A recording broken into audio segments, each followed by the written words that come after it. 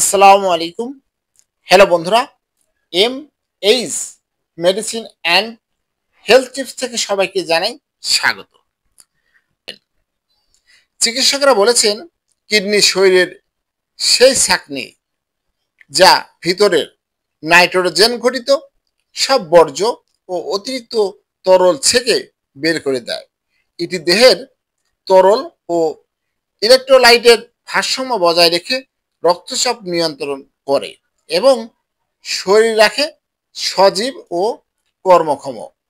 তাই দেহে তাই দেহ সচল রাখতে কিডনি সচল রাখা খুবই প্রয়োজন। সুতরাং কিডনি ঠিক রাখতে আজই ঠিক করুন আপনার খাদ্য তালিকা আর যোগ করুন শসা, লেবু ও পার্সলি পাতা।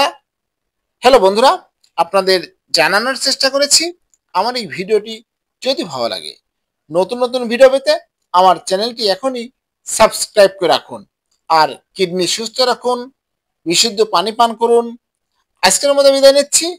আল্লাহ হাফেজ।